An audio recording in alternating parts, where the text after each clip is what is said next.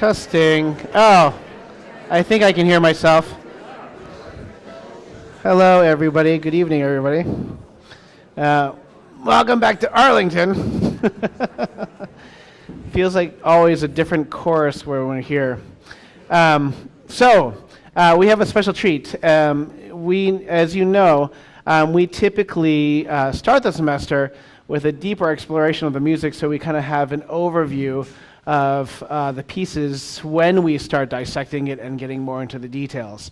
And so for the Tenev and the Sanson, we spent a little bit of time, but our guest, Simon Rod, wasn't available last week, so we kind of split it in two, and we have him here today. Please give him a welcome, obviously. Hello. Do you want me to turn this around? That's fine. He's going to say a few words in a couple of seconds. But one of the things we were talking about last week, Simon, was that a lot of the music that we perform is influenced highly by the language that's set in, because the various cultures, oftentimes their characteristics in the music are present in the language, and vice versa. And so traditionally, French music is much more horizontal. Germanic music tends to have a little bit more rhythm to it and pacing or whatnot. And it's just language has such an amazing impact, not only on our music, but how our minds work and everything too. There's this great linguist theory that talks about the amount of sounds that a language has. And when you have it in the heart of Africa, they are much more complex in terms of the number of sounds that they have in their languages.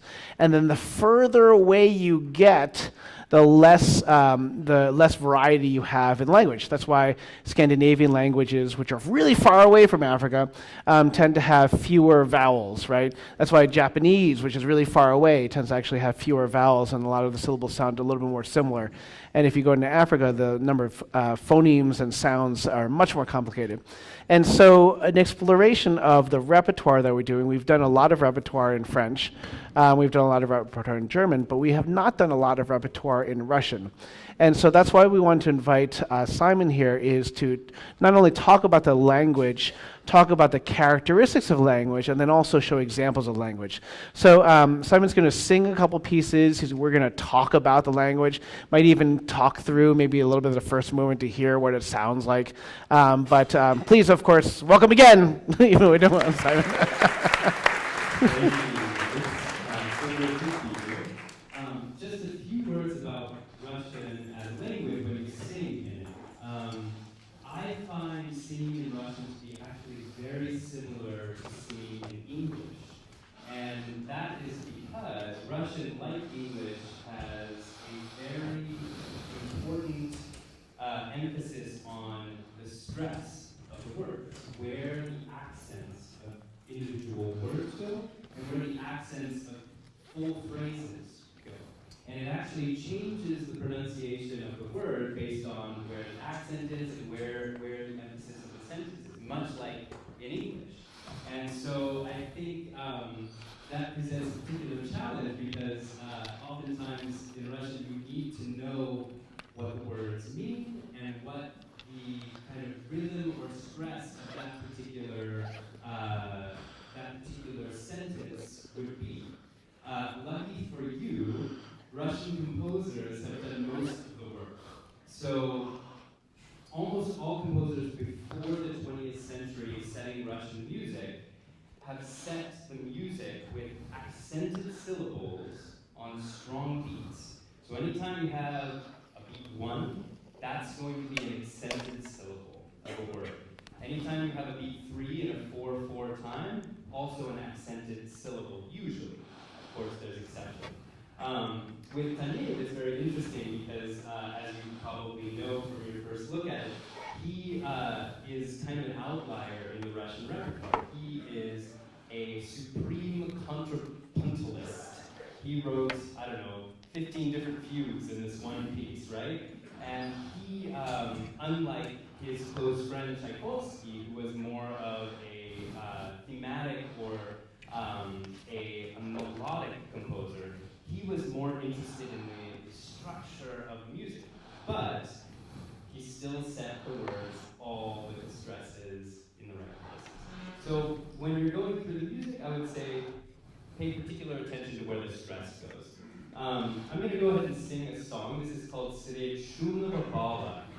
It's a song by Tchaikovsky, by the same poet who wrote the text to the Taneyev, Tolstoy, but not the one that you probably know. It was his cousin, Alexei Tolstoy, who's probably the most well-known Russian historical dramatist. He wrote all kinds of historical dramas about the princes and tsars of early Russia.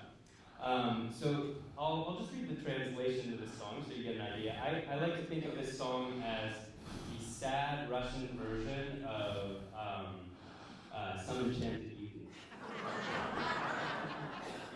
So Sredь шумного бала means across the din of the ball, across the noisy ball.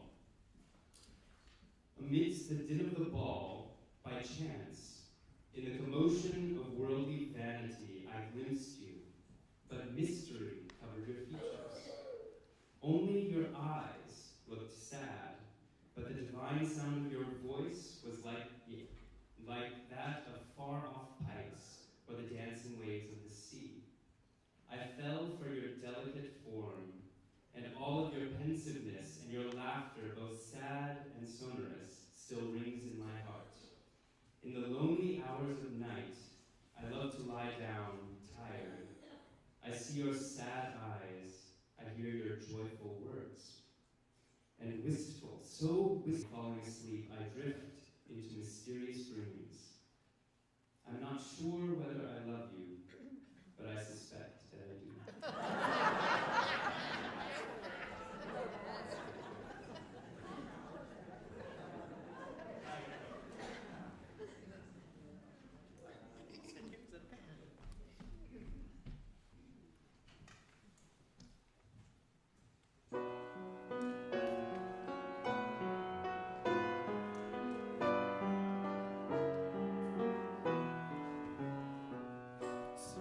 Шумного бала случайно в тревоге мирской суеты тебя я увидел, но тайно твои покрывала черты.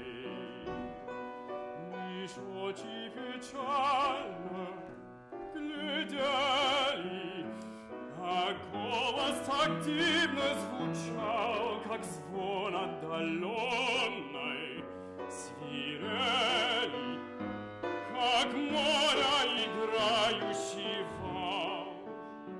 Мне стан твой понравился тонкий, и весь твой задумчивый вид, а смех твой грустный и звонкий с тех пор в моем сердце звучит. В часы одинокие ночи люблю я усталый прилечь, я вижу печальные очи, я слышу веселую речь. И грустно я грустно так засыпаю, и в грезах неведомых сплю. Люблю ли тебя, я не знаю, но кажется мне, что люблю.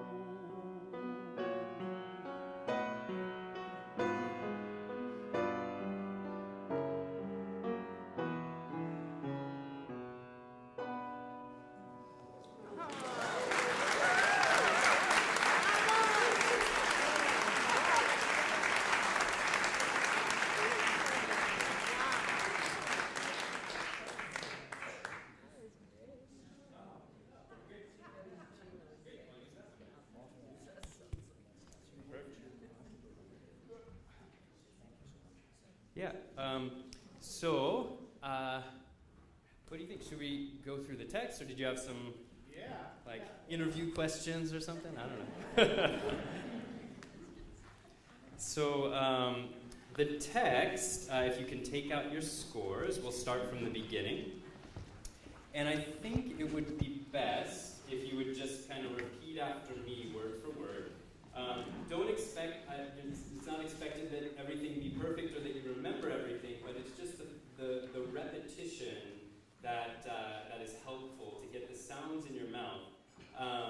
And also you have those recordings that my wife Ksenia made of the text that you can listen to and speak back. So starting from the beginning, idu, niewiedamy. Right, so make sure that v comes before. Niewiedamy. Mnie. Yeah, and so when you're singing those M-Ns together, you can do it a number of ways. Probably, I was trying to be very demonstrative, but you can probably just put them together and say mnie. Yeah, exactly. Put. Now that whole sentence. Idu w niewiadomy mnie put.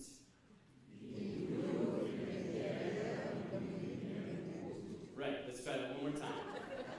Just the first two words. Idu w niewiadomy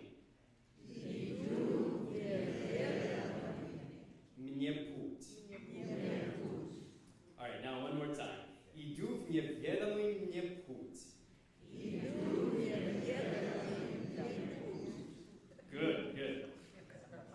And then the same word again, idu. Idu is I go, I walk. Idu. Miesz. Stracha. I. Надежды. Idu, miesz stracha. I надежды. Good. Mój wzór. Ugas. Остыла. Грудь.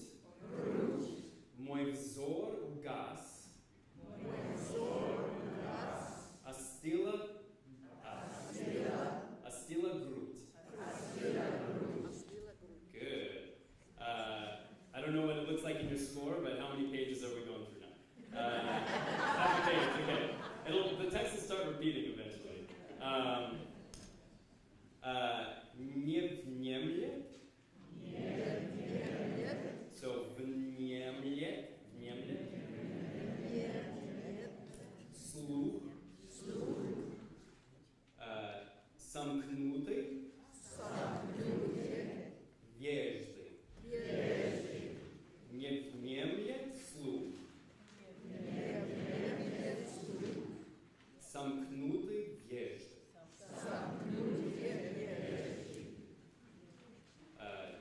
Text would be it, no? Лежу. Yeah, okay, so that's the first bit that repeats quite a bit. Let's do that just again. From the beginning.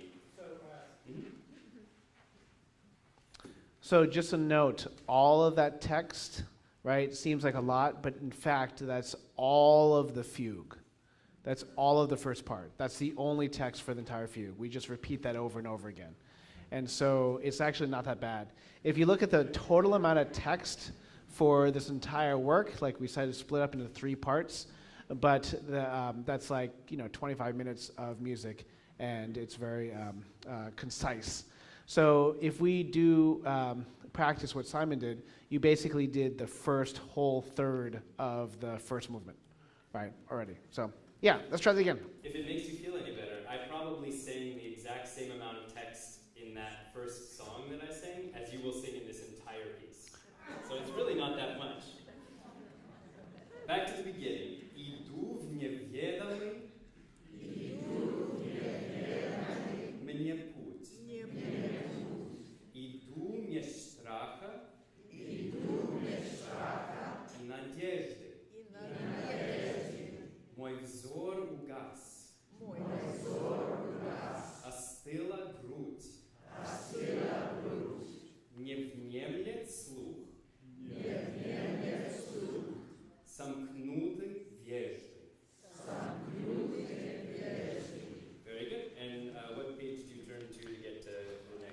The next section is Les jours. That's the same text. same text still, Moevzor, ugas. same text. Les jours, Yeah. yes, So there it is, blanche. page 16 it looks like. So do you see that text that was done is actually page 4 through 16 all the way through? So another great trick, and I know it's difficult in a language, especially a language that you can't necessarily read, but it's very helpful and good for learning to notice which words are the same, that you're repeating over and over and over again. So if you can kind of find a way of highlighting, oh, this is a repeat of this section, and I'm saying the same words again, that's very helpful. And also, sounds that are similar across different words can be very helpful to create new pathways in your brain. So starting on that page 16, ležu, bezglasin, nedvižim,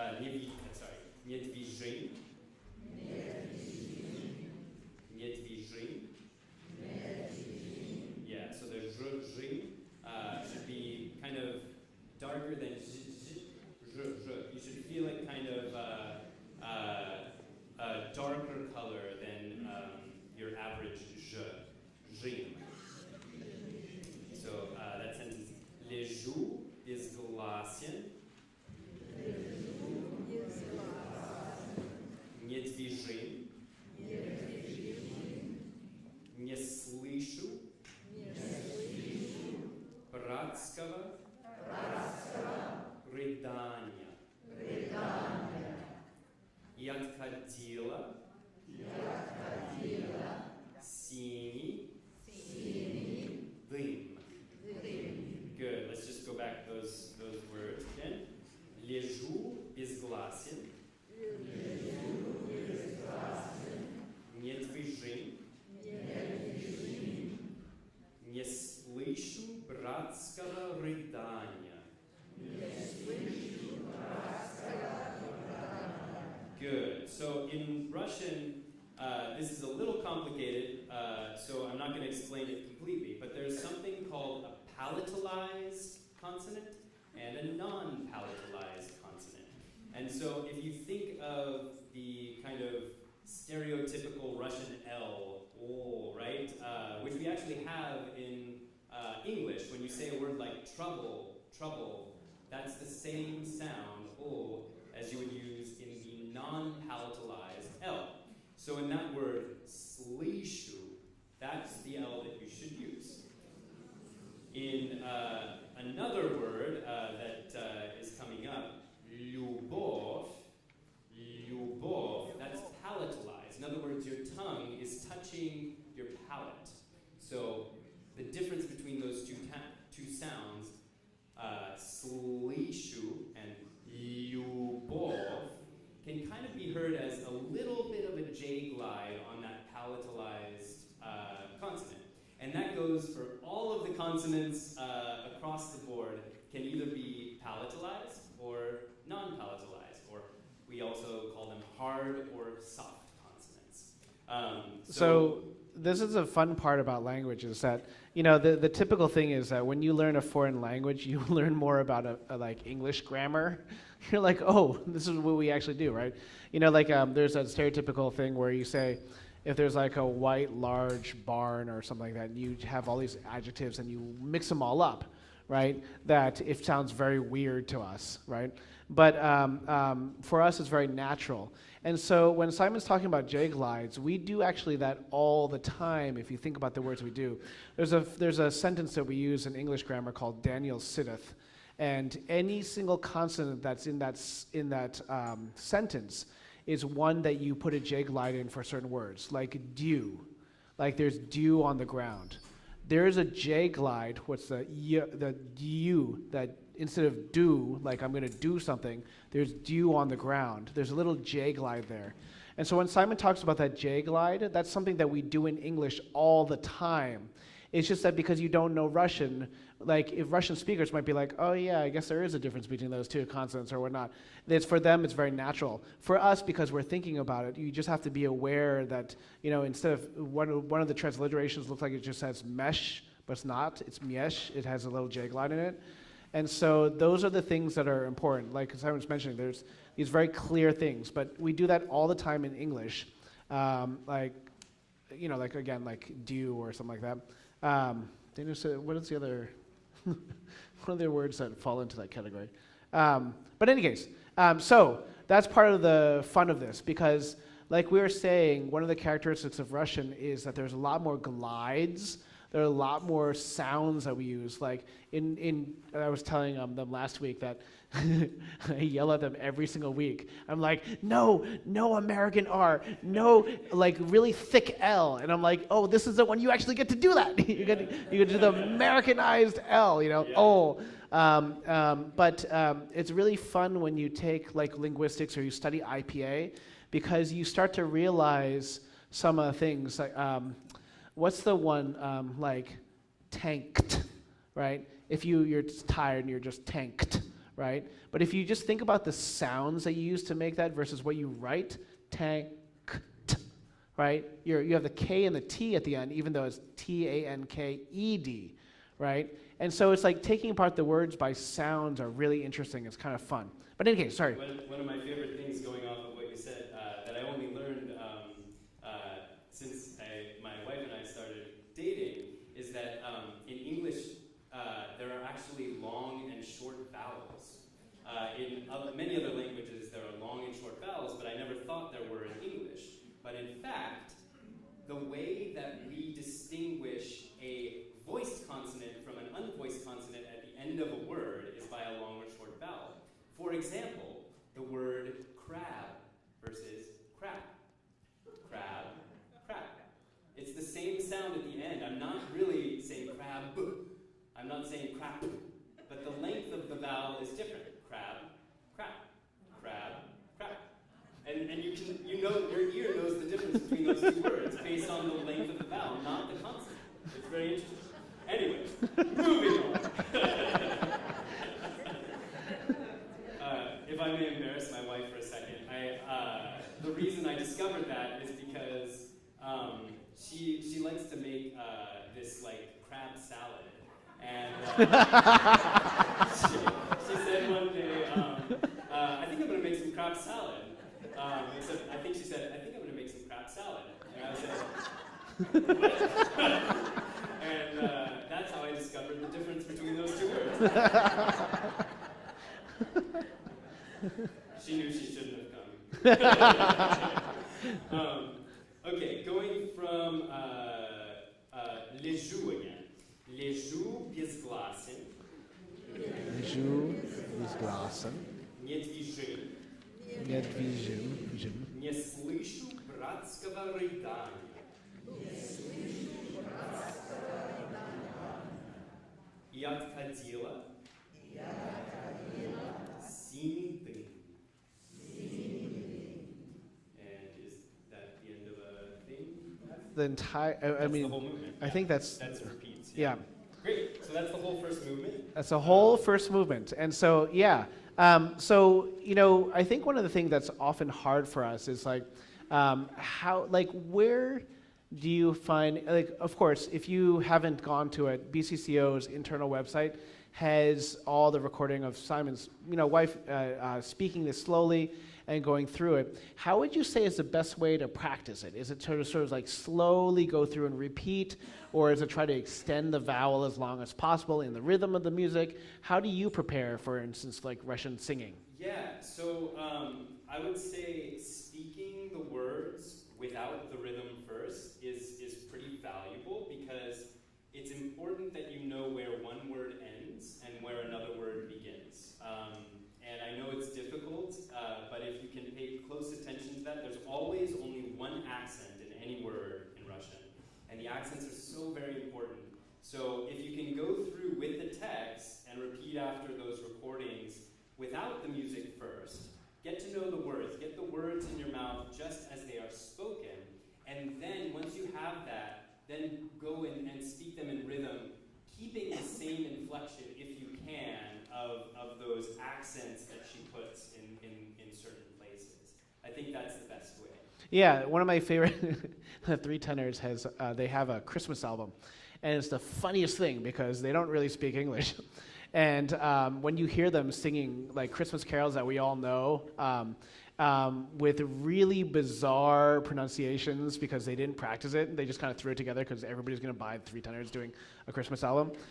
You can really hear the difference of the cadence of the language, right, that goes through. And so, what Simon is saying is what every single opera singer does in preparation for a role is that you learn it. There's like a word-by-word translation, there's a poetic translation, and then you go through the entire text as if you were speaking it and learning it as if there's no music whatsoever, and then you have to like play around with your inflection to really feel like how are you going to dramatically put this together, and then you put it on the music. It's like you have an idea of what you're trying to say. It's a lot of preparation. It's amazing amount of preparation to just memorize an entire opera. And luckily for us, we have the music in front of us always. But that process is really cool. What other tips, like in terms of like the sounds that may be different or that are similar, but we just need to like learn how to put them together? What's a good way to try to get the sort of the colors of Russian language into their voice? Yeah. So. I always caution people when singing Russian not to over-darken. Russian singers sometimes sing very dark, and I'm not a fan of that particular type of singing. So, but there are lots of great Russian singers that don't sing that way. They sing kind of in the Italian style. And the language itself is not particularly dark, I would say. It's just the singers over time have kind of led to that assumption. So don't over-darken. I would say, rolled and flipped R's, no American R's, for sure. And really, if you, as deep as you want to go, really listen to where the flow of the language is. This is poetry. It's got a rhythm, right? There are, the accents are in a rhythm. If I kind of spoke it, I could speak it rhythmically without the music. So if you can kind of find where those accents naturally give you the rhythm, you'll get the cadence of the language, which in my experience, that matters more for understanding than diction. Because if you make just a bunch of different sounds and they have all the wrong sounds with them, it's very difficult to understand, right? It's difficult to understand if the cadence, but even if the diction is right. So I'd say a lot of non-native singers get that wrong. They study the diction so hard, but then they miss the big picture. They miss the phrases, the long lines. So that's why I'm trying to very much accentuate that the accents are important. The accents are the most important thing. The musicality of the language is the most important thing. The diction, especially with all of you together, it'll even out, I would say. But the expression is where we'll really understand. So we want to obviously thank Simon because not only obviously is he singing with us, but because he is now considered to be one of the foremost authorities for transliterations and translations and whatnot, and he developed materials for us directly that you have with his wife for online, right? But I told them a little bit about the story, but maybe as a final story, how did you get to this place of being a Russian? So it's very romantic. I was living in Finland. I did a Fulbright grant in Finland. I had studied Finnish, and about halfway through my time there, my wife and I were still dating at that point in time, and she came and visited me in Finland. And then from Finland, we went to Kiev, Ukraine, where her family lives, and I met her parents for the first time, or I met her dad for the first time. I had met her mom in the United States.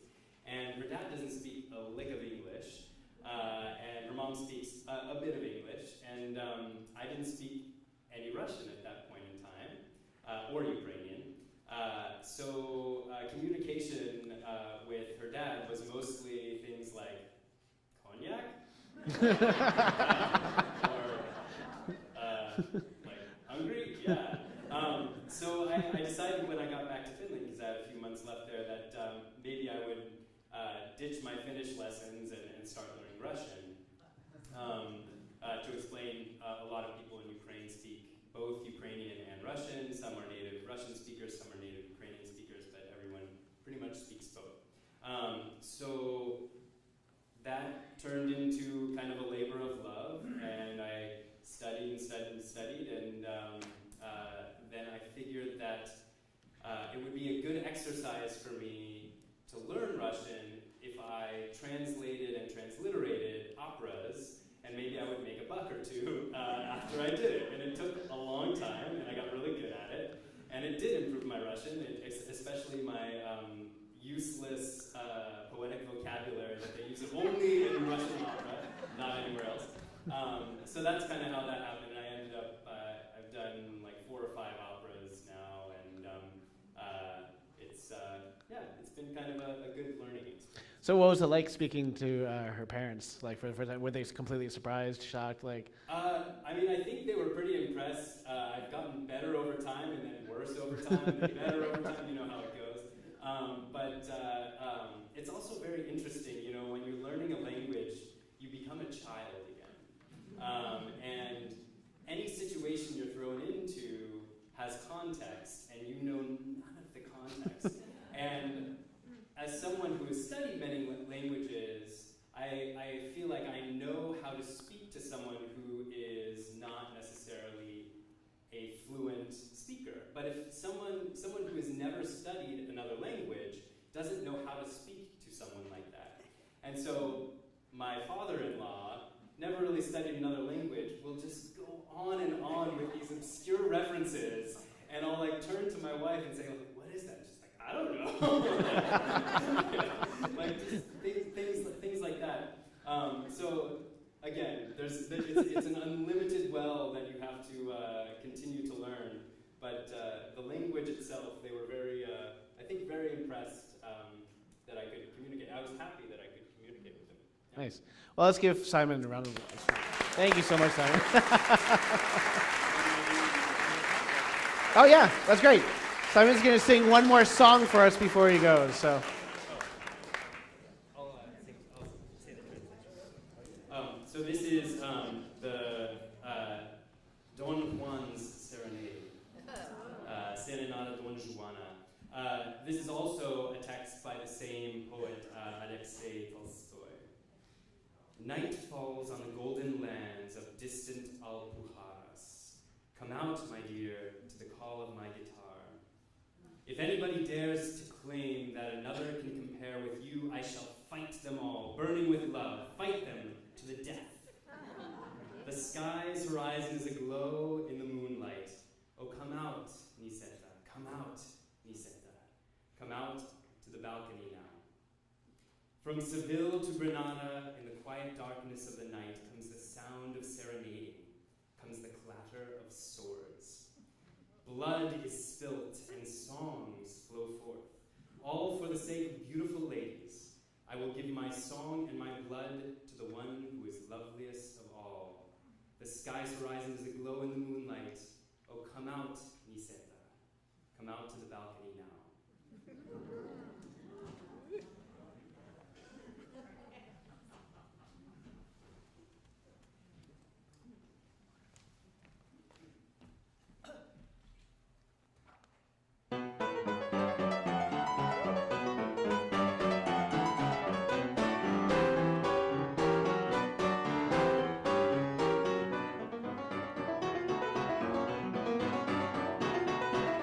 Ascoltare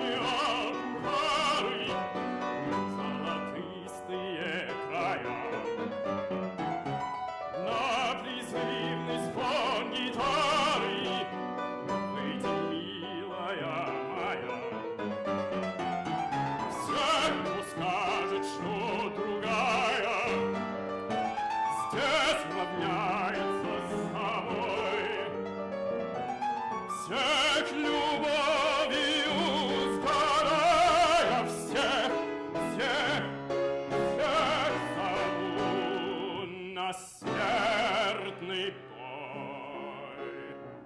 От лунного света зардел небосклон, о, выйди не с это, о, выйди не с это, скорей на балкон.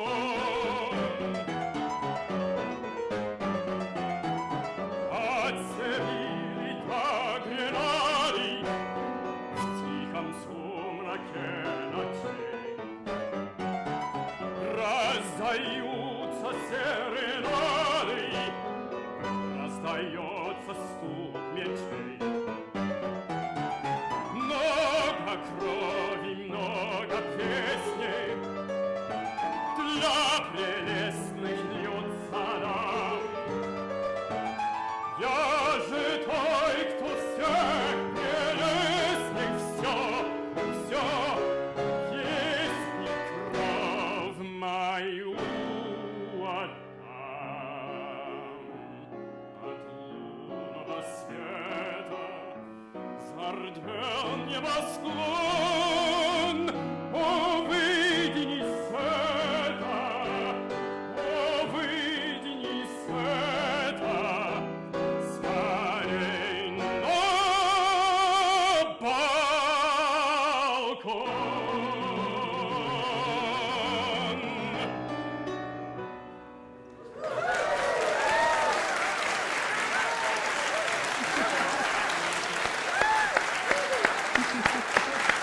Thank you, Simon.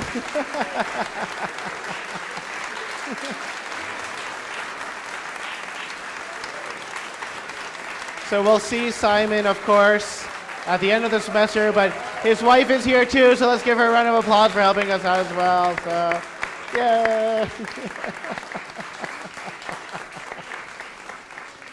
And of course, you might, I think I mentioned last week that Leon had to withdraw from being our accompanist, but we were trying out some people, and Jesse was here last week, and then this week we're supposed to have some more candidates, but they became a little iffy, and we're just like, you know what, Jesse was so great, we're just going to offer to him. And so,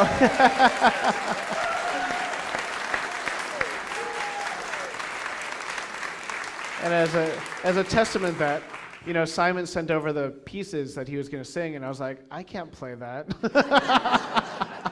But Jesse was just like, yeah, I can play that. So that was great. Okay, thank you guys. Bye. Yeah. Great. So I think it's going to be a lot of fun because, you know, like we were mentioning, every single language is completely different. One of the things that was actually instrumental for me, which is, it sounds really silly to say, is that when you're practicing a language, you should try to pretend like you have an accent in that language.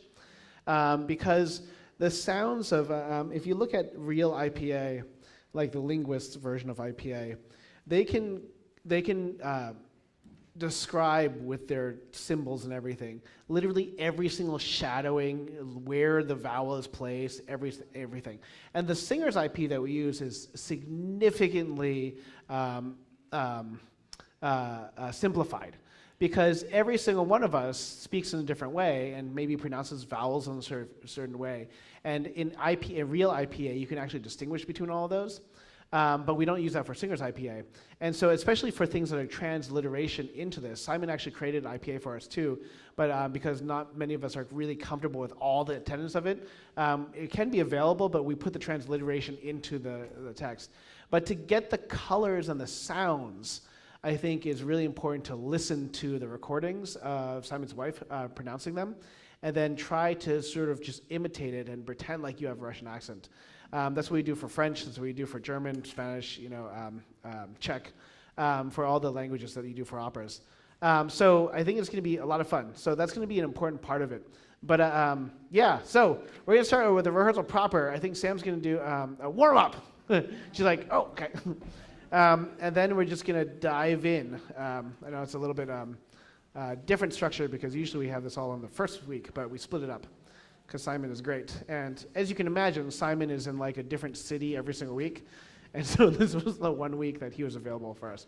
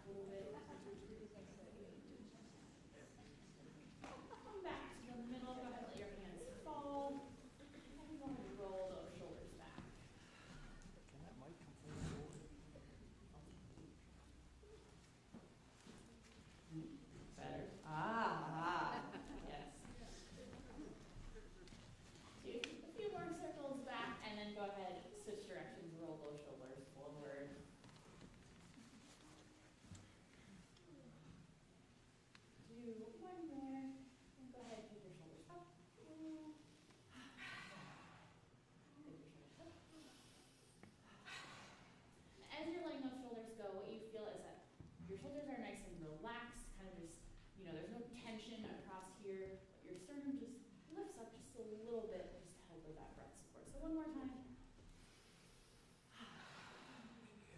Give a nice yawn.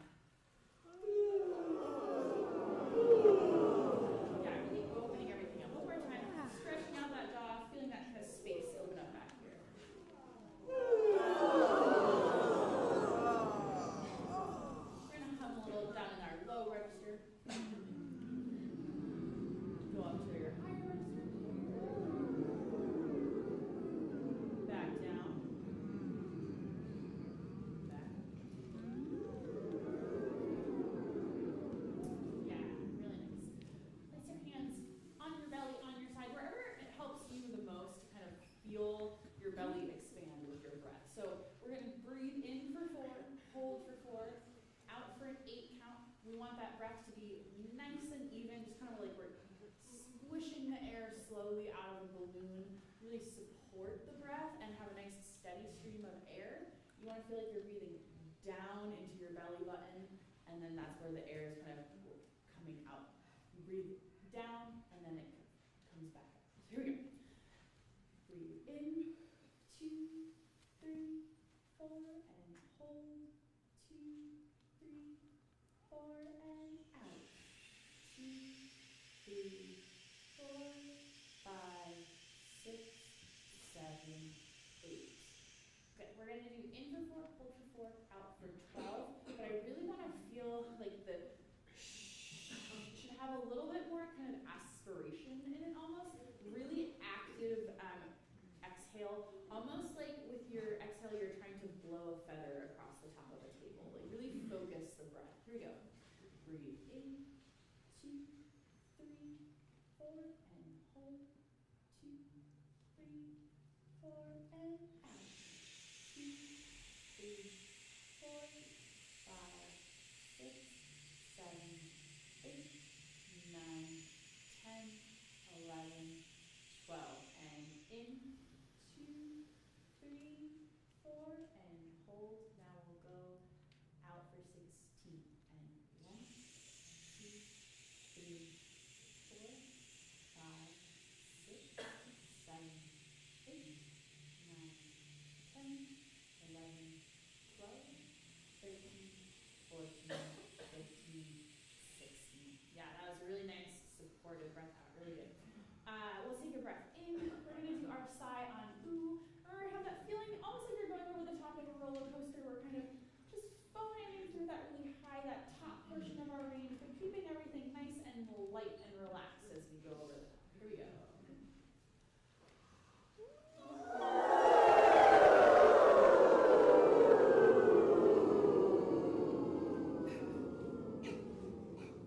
Good. We'll do one more. See if you can feel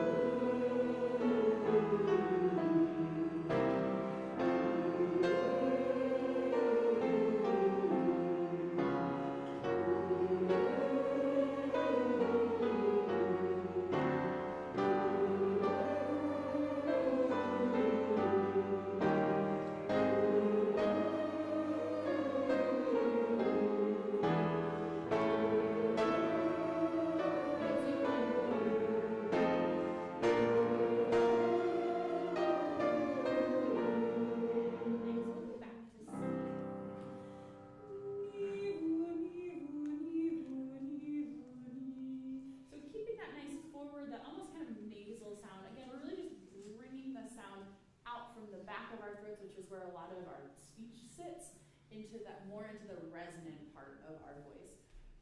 These are all pitched consonants, so use the consonants to help you bring the sound forward. Really place the pitch of the consonant in your voice with the breath, so before you start to sing. Here we go.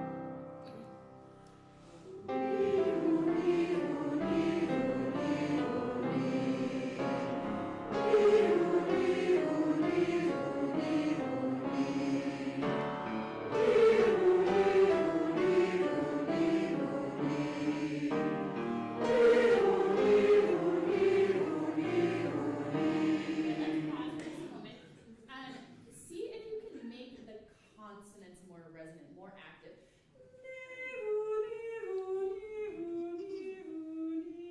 If we have any Monty Python and the Holy Grail fans here, it needs to be a little bit more like the knights who say a little bit more of that real active sound. So we're started. Here we go. Ready.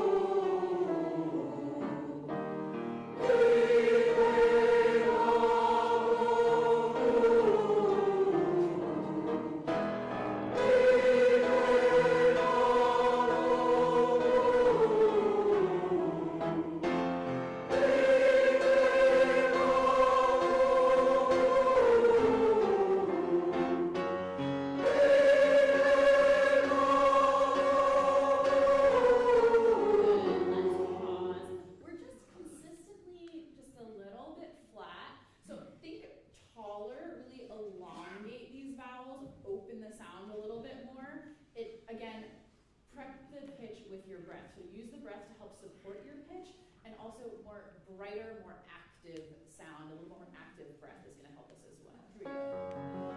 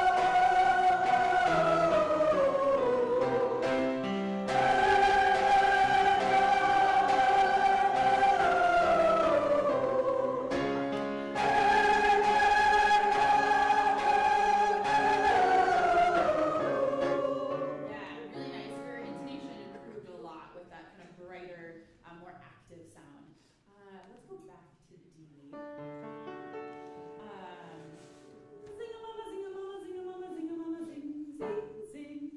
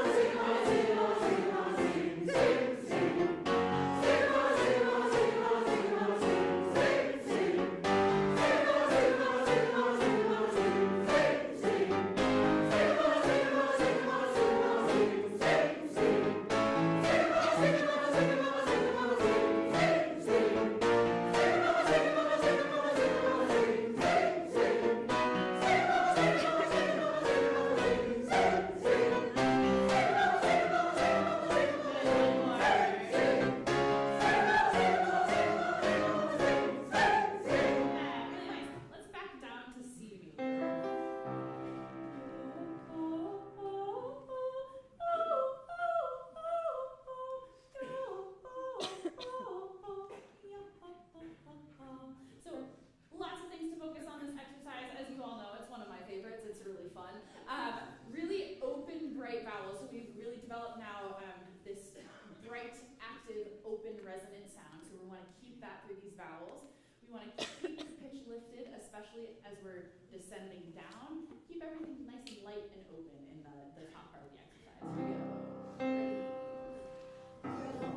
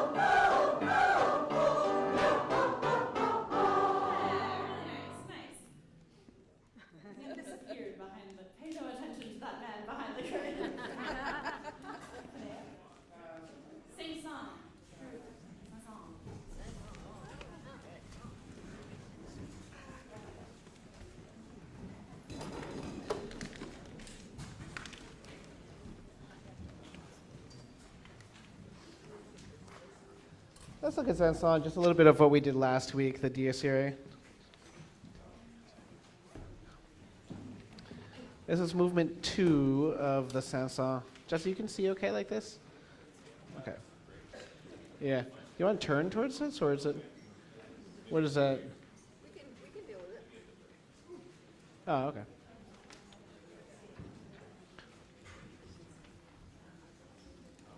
Yeah, just stop. Okay, everybody's sitting up. Remember that chairs are terrible for us for singing. You want to make sure that you're, quote, standing from the waist up, and if anything, leaning forward slightly. Now, this is very hard in this room because I'm higher than you in elevation, but don't look up like this. Try to look forward where you are, but lift your eyes up. Okay, and then remember that you have to count the bars beforehand. You hear the singer, the soloists go first, and then we go in, okay? And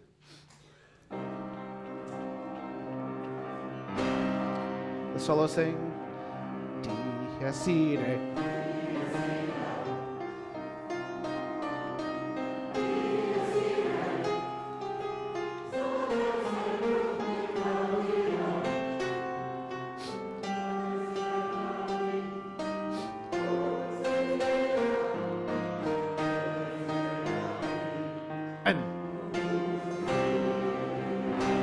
And one.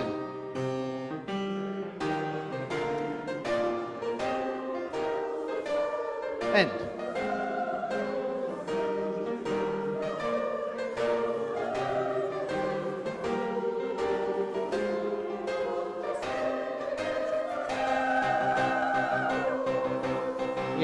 Yeah, so you have to keep counting on the end. Remember that the orchestra and Jesse have ta, ta, ta, ta, ta, ta, ta, ta, ta, ta, su, di, scu, su, ru, s, off, okay? Let's do it again from the beginning, okay? Now, it's simultaneously quick, but it's actually not that quick. Dies Irae, okay? If just this is your first entrance, Ready, 2, and. Yeah. Now don't go D S E la, D S E la. Make sure you sing the last pitch, right? And da. Yeah, that's good. Now let's do it from the very beginning. And little rumbling. Then you hear this chord, and then the solo sing. D S E.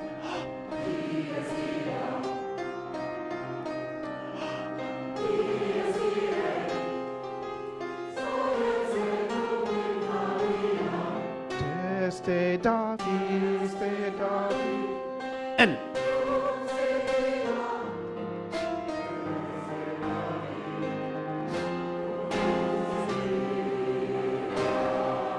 Good, good, good. Now you see a crescendo that cum si bi la. Now, when we have the Dies Irae in many other requiems, like the Verdi Requiem, for instance, we try to create your singing the day of destruction, right? You are the boulders that are crashing. You are the mountains that are rending. This one feels like it's sotto voce. You know what sotto voce means? Right? And so it's much more hushed. You're like, oh, this is coming. It's almost like you realize it and you're singing it to us, right? So you don't start at the beginning as Dies Irae, because that's sort of not the right entonomy. It's a little bit more hushed and scared. Dies Irae in a sotto voce. So we need to hear that as a color very different. So circle those words, sotto voce, right? Beginning. And. Uh-oh, and. Still, let's go. D.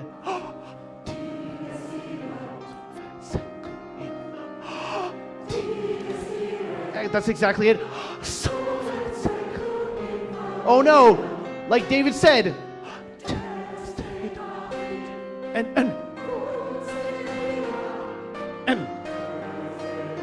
And big breath. Now, can you put a crescendo to forte? When you get to that crescendo, forte. Now, the hard part is that you just went Teste David, cum si bi la, Teste David. Then you have to make a long breath.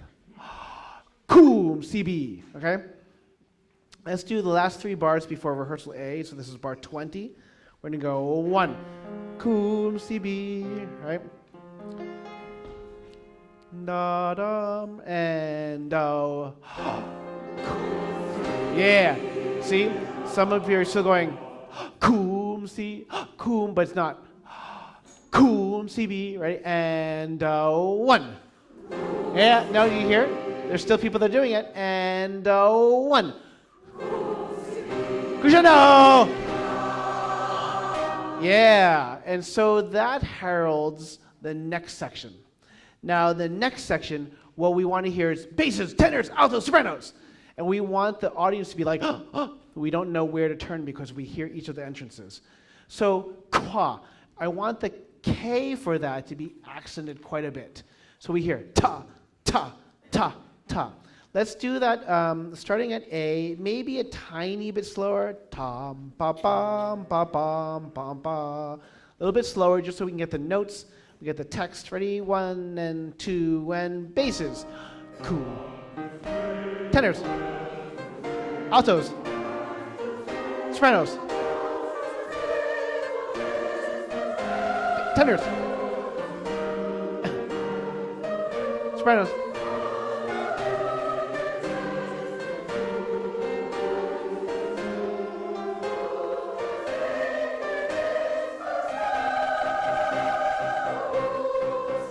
Yeah. The S at the end. Da-ros. The S needs to be very significantly in time. That's great. I hear really nice notes. I hear really nice energy. I don't hear the first consonant that we're looking for, qua, right? You want to make sure that that cuts through, because that's going to give it's going to have the audience be drawn to whoever has that opening word, okay? One more time, rehearsal A, that tempo, but with a qua, right? And 1. Good. Alto. Good.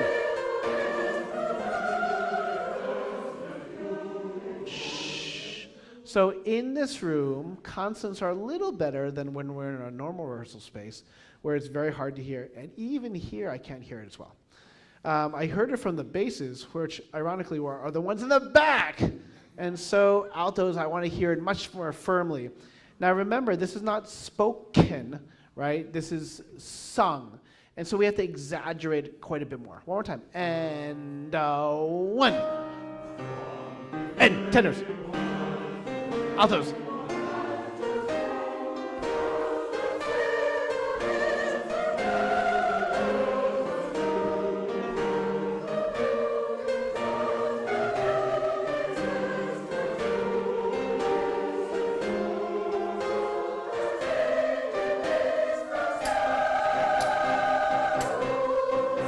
Yeah, I really like that firm S, okay? Now let's do it the normal tempo. Tam, ta tam, pa pa pa, ready? Ta, quan, ta ta, ta ta, ta ta, ta ta, ta ta, ta ta, ta ta.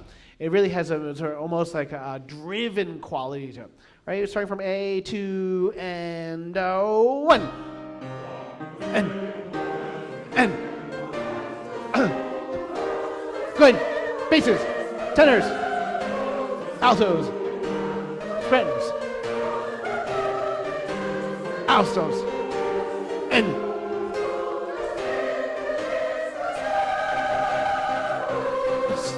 that's it. Now that's fantastic. Now do you see we have two very dramatic sections? The first is the day of death, the day of judgment is coming, and then all of a sudden we have almost a more clear depiction, as if you are trying to tell a scary story and you're saying this is the day that all of us will be judged, right? So the first two sections are incredibly different. We want to make them very different. Let's see if we can do that from the DSC area, okay? The beginning of the DSC area first. And uh-oh, what is that? And then the solos go, DSC, so wird Seglumin Favi, DSC la, Teste David, cum sibi, paste. Now don't be long breath. Crescendo, here we go, and basses, tenors, and altos, sopranos, basses, tenors, and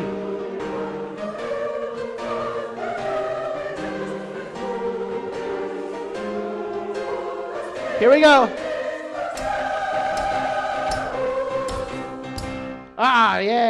Yeah, you're getting there. Su-ru-ta-ta, right?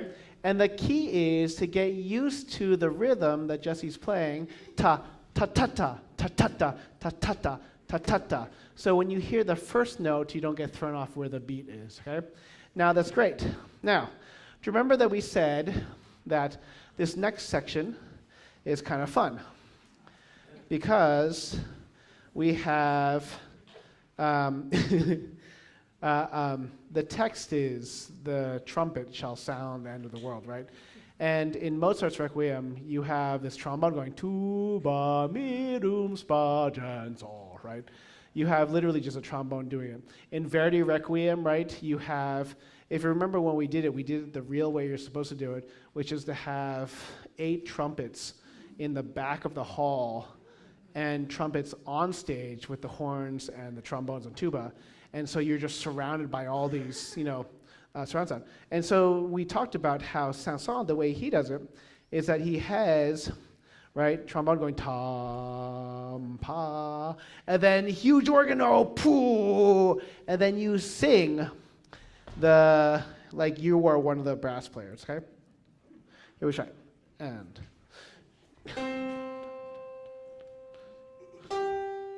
And then, and.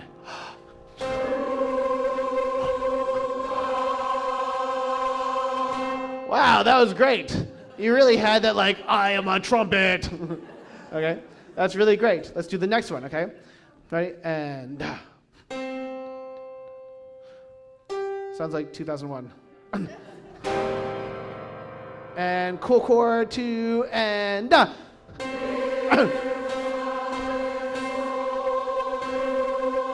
Good. And so again, the same thing. Trumpet players, brass, they talk about tonguing, and so it's articulation. Ta, ta, ta, ta, ta, ta. Every single note should have that sort of attack and sort of start to the pitch. Right there on mirum, spa, gen, sonum, right? 2, and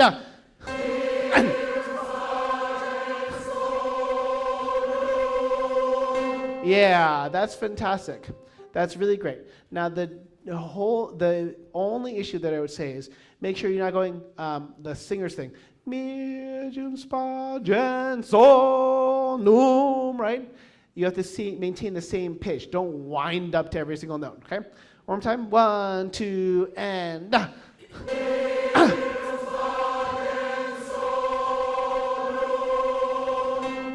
That's excellent. Now the next one has a lot more words. Get ready. And ready, and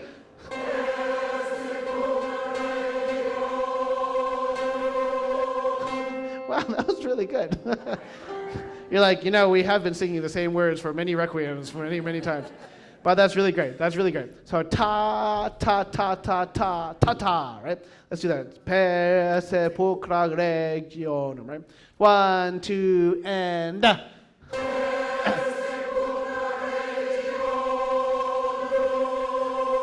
Excellent. Now there's something very different about this next one. Dum,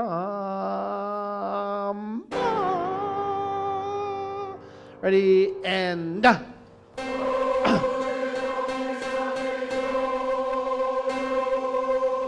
Good. So what is the difference with this one? Accents on every single note. He took the time to actually put it on every single note, and that's 8 per line, so there's 32 accents written there. So this one, the way that you do is you actually just come down a little bit in between. You hear something like coget omnes ante thronum. Right? Let's just try that. Right? 2 and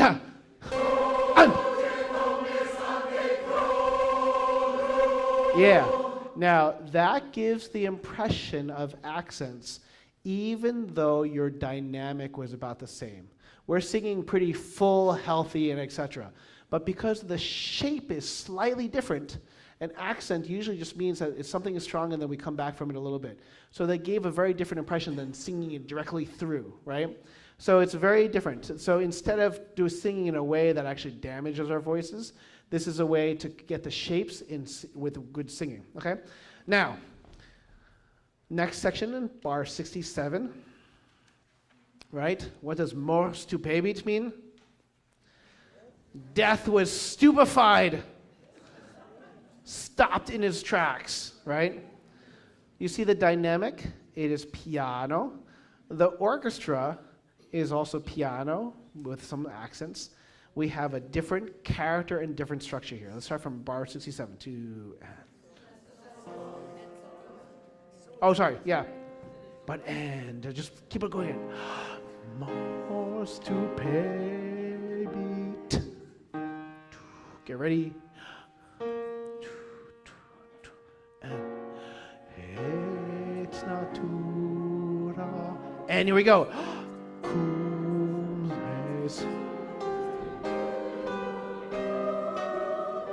And go.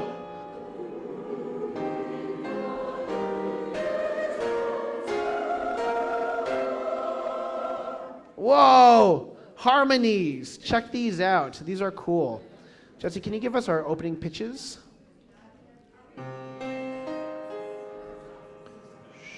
No. 70. No, sorry, 76, 78. 78. UD Kanti. We're going to start on bar 76, 78, 78 on the choral entrance. Right? On this really cool chord here. Ready? 1, 2, and 1.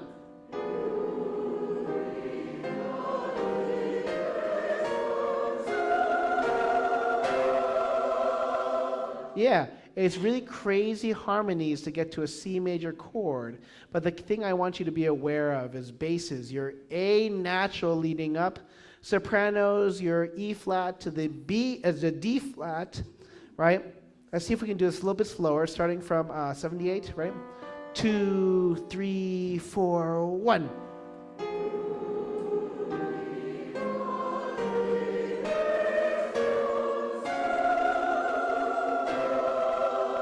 Good, let's do tenors and basses only, right?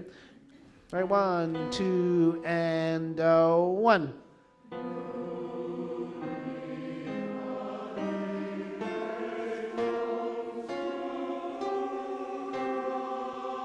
Yeah, so the A natural needs to be higher for the basses and the D flat, right?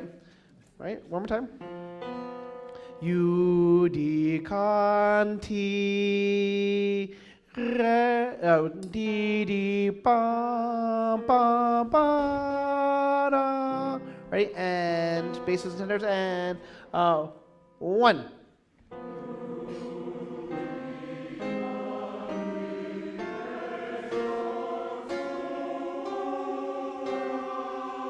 Just basses alone, and 1.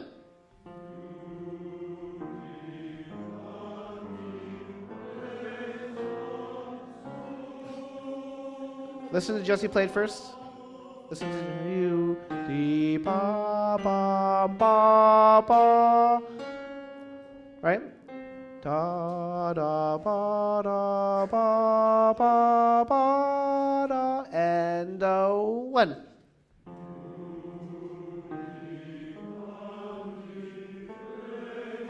Yeah. Yeah. The A natural is too high. You're going up about a third. Okay. Okay. Ready? Let's just do that and stop on the A natural. And 1. Stop right here.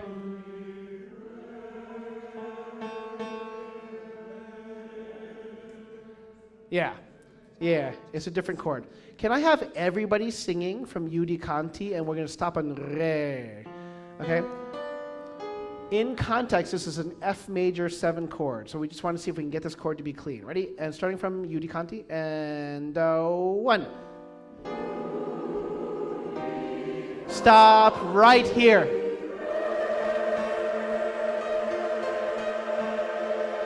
Look at that beautiful chord. Look at that beautiful chord. Let's do that one more time, right? And 1. Stop. Yeah, tenors. I could use a lot more of you in that note because that is the fundamental of the note. Okay, let's do the entire line, right? And 1.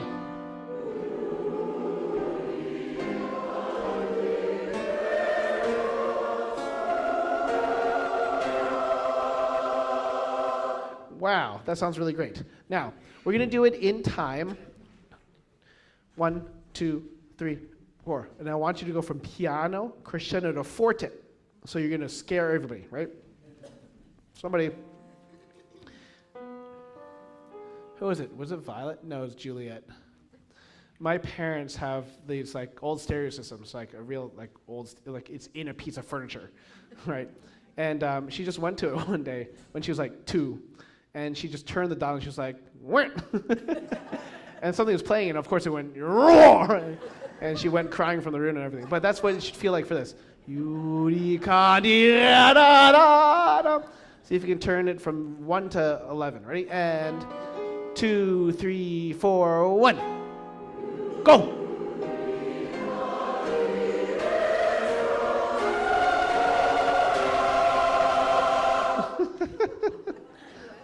You did what I said.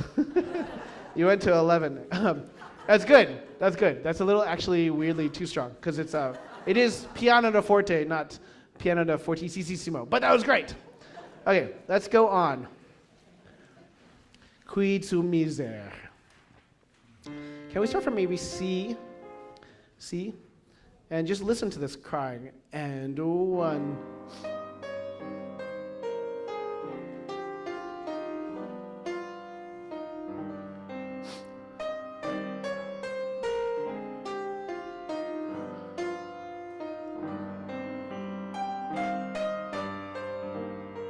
Yeah, do you hear that?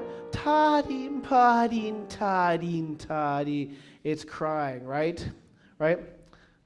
Okay, let's do from your entrance at 101. And we'll just read a little bit.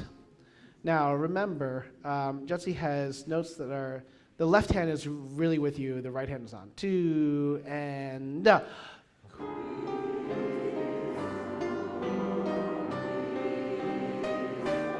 and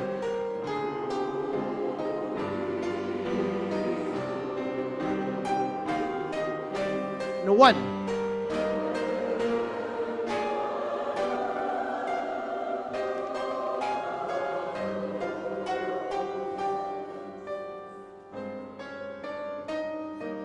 And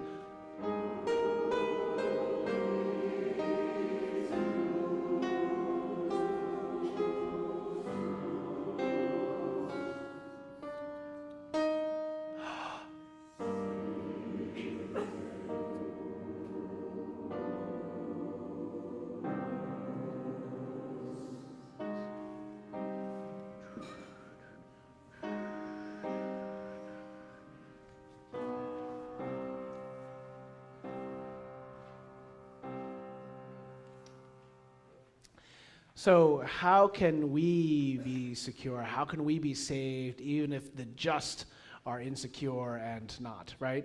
And so this, what miserable are we, right? So let's go back to 101. Let's find these notes. Now, crescendo, decrescendo, espressivo. You can tell Saint-Saëns already has a flair for the dramatic here. It's just not bombastic. It's just dramatic, right? 2 and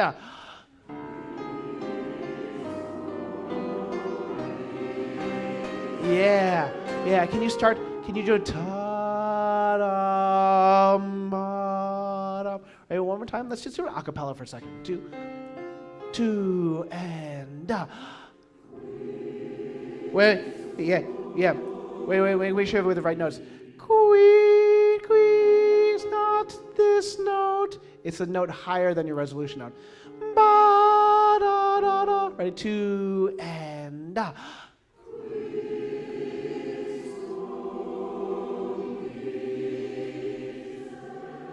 Yeah, not bad.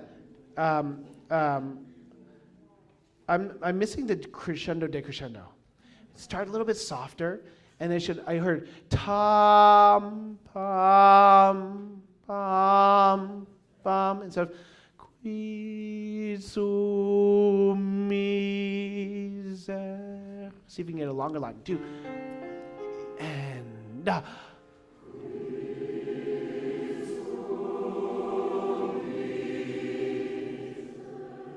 Yeah, that's great. Can you play the left hand along with us, right? 101, 2, same thing, place, and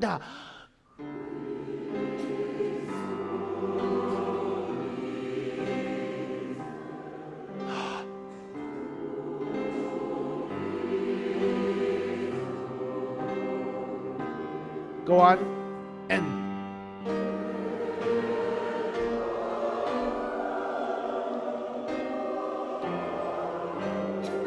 not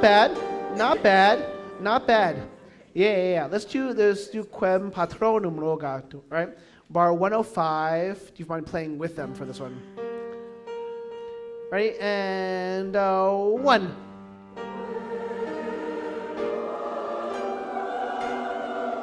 Yeah. Almost. All right, soprano. Listen to Jesse play. Maybe sopranos and altos listen to those 2 lines. And 1. Dum. Yeah, it's much higher. Da, bum, ba. Let's just do sopranos and altos, right? And 1.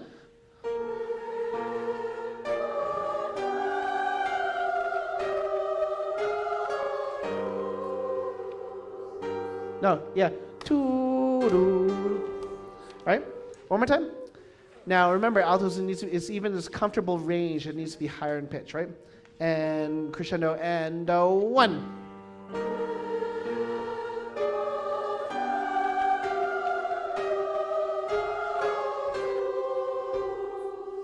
Yeah. So we don't have any decrescendo. Now tenors and basses alone, because the tenors have this beautiful line that we want to hear, especially the moving note. And 1.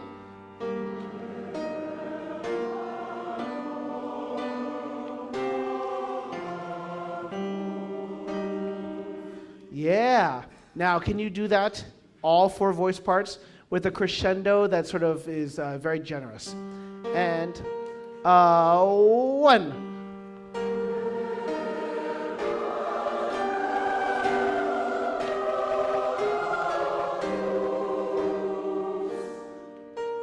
Cha-dee-dee-dee-dee. And here we go.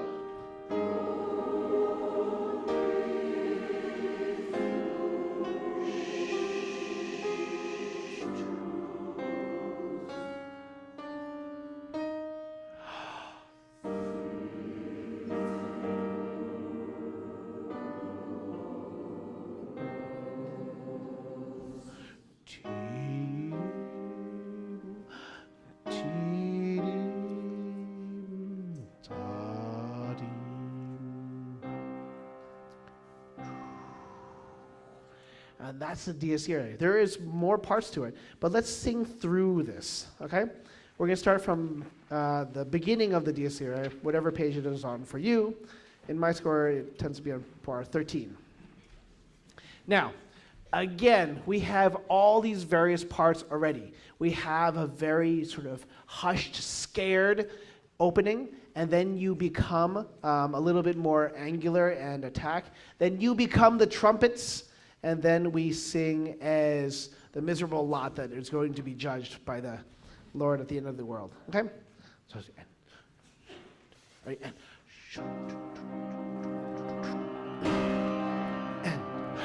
Dies Irae, so wird secum in favilla.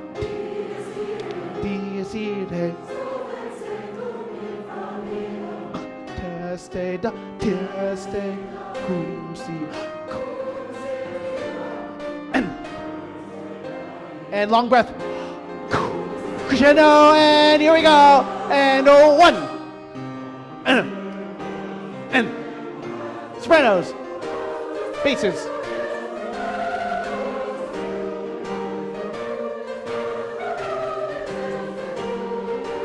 And here we go. Basses.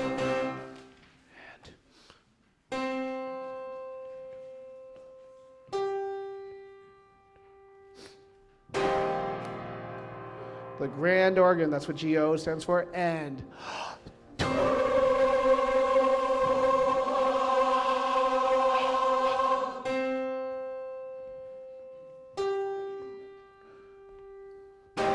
the chord starts to get funky.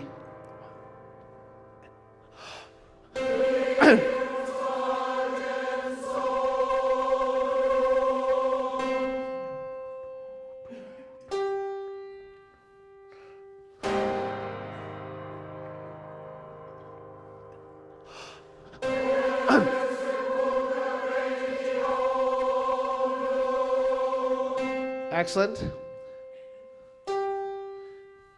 Cool chord.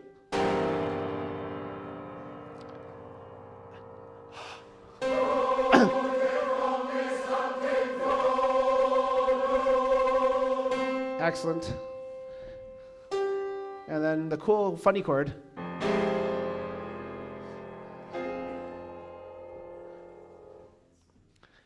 Feel free to sing some with the soli if you want to, and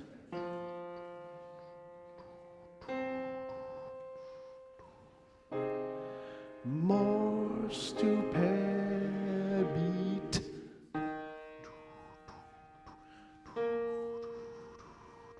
Solos again. Et natura cum esote.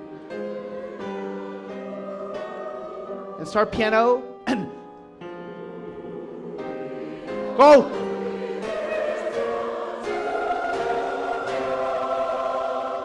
And then the tenor reads from the book. And we're going to skip ahead to 92. And Well, I did tam ba-dum and drium.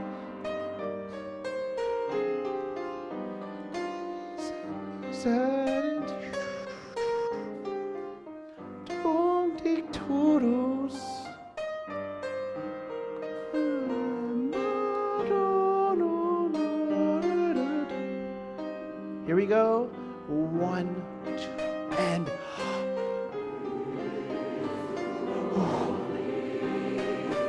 and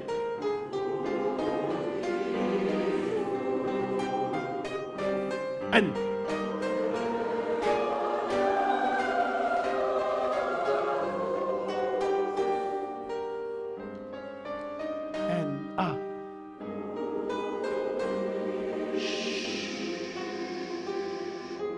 watch.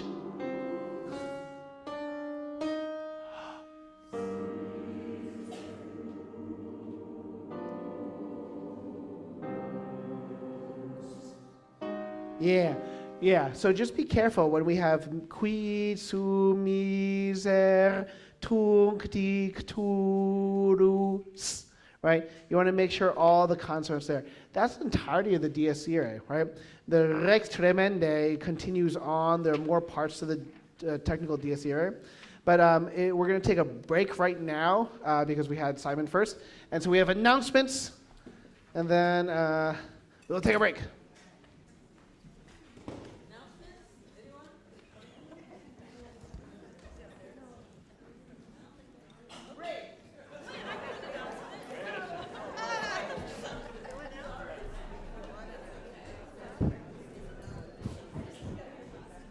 You want to go first? Sure. Okay. I thought we weren't doing any. I have an announcement. Hello, everyone. The Community Women's Orchestra, which I'm the music director for, has an upcoming concert on March 2nd. It's our International Women's Day concert. It's an all-French program. It is delightful.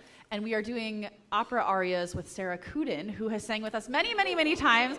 She's wonderful. She's doing such a great job. They're going to be wildly entertaining arias, so you should definitely come and see the concert. It is at the First Presbyterian Church of Oakland, Sunday, March 2nd at 4 p.m. There are some postcards on the back table with the sign-in if you would like to take one. Tickets are available online or at the door. That's all I have. Thank you. Great. All right, we have 2 announcements. I have one and then turn it to Jerry about coming repertoire. Let's think back to Simon's presentation, which was terrific. I want to make you aware, though, of a terrific resource on our website. So Ignacio has taken Kinesia's pronunciation of the Russian and set it to moving scores on a video. So that's, very, really terrific.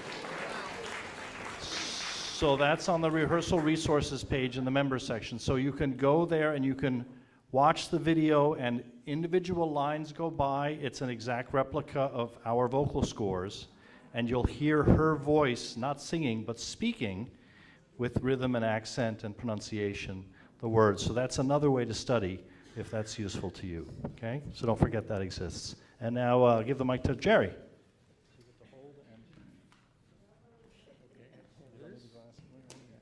got too many things. Oh, here's the podium. Oh, good. Hi. First, apologies. Ruth Collier, who's my co-chair for the Music Selection Committee, couldn't be here today, so you just get me, I'm afraid. I assume many people saw in chorus notes today that we have announced our music for the next season. We all know, I think, because Ming announced it last time we were here, that we're very honored to have the special composition by Michael Schachter on the theme of the experience at Terezin, the concentration camp in World War II. So I won't go into that. You all know we're going to do that in the spring. It'll be our 60th anniversary season, so it's very special. So the music committee, first of all, I want to give a thanks to all who participated, who made suggestions. Many, many of you did.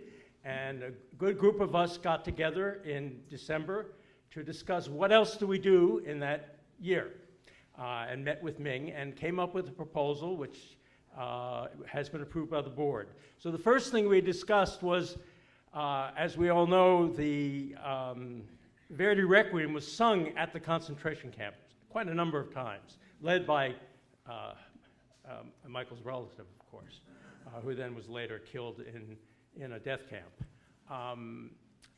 So Verdi obviously had to be part of what we did, and we went around and went around, and then Ming came up with the sort of obvious proposal, which is let's do the whole Verdi Requiem in the fall. So that's what we're going to do. And it's, as we know, it's a great piece that talks about freedom.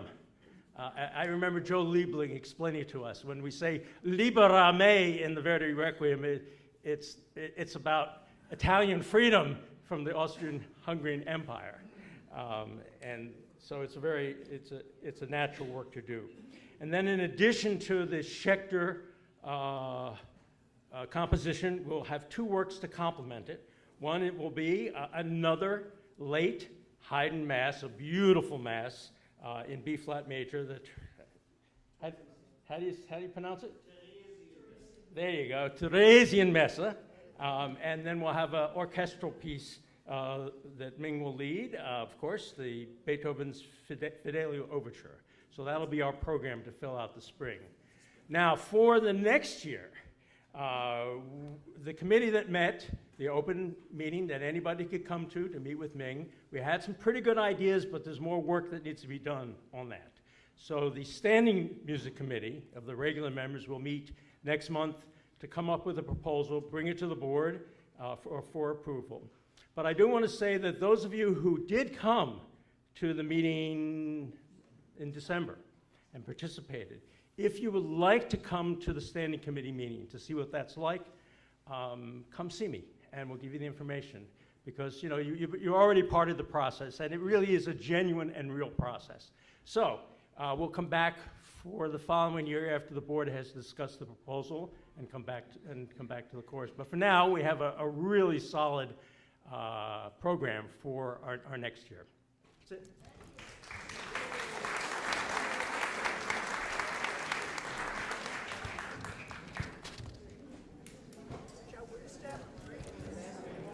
Great.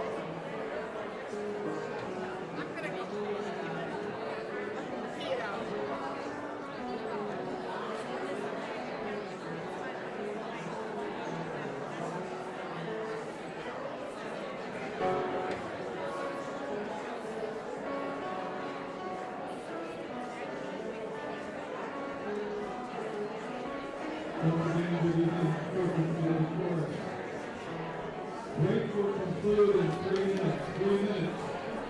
So, you back to seat.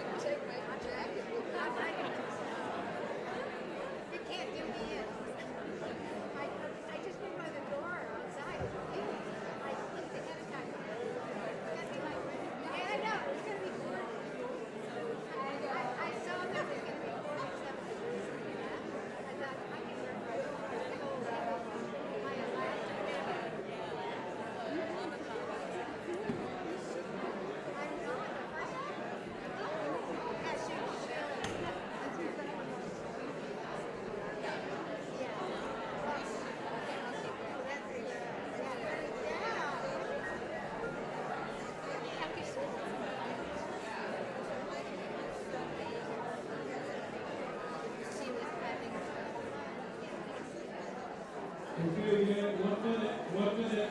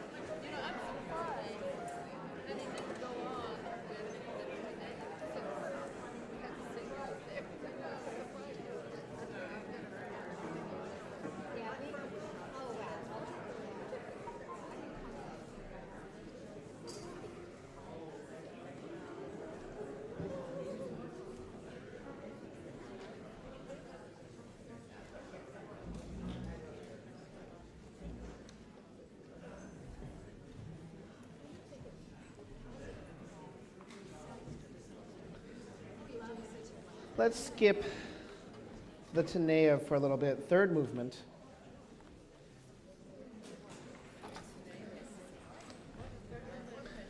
Third movement of Tenea.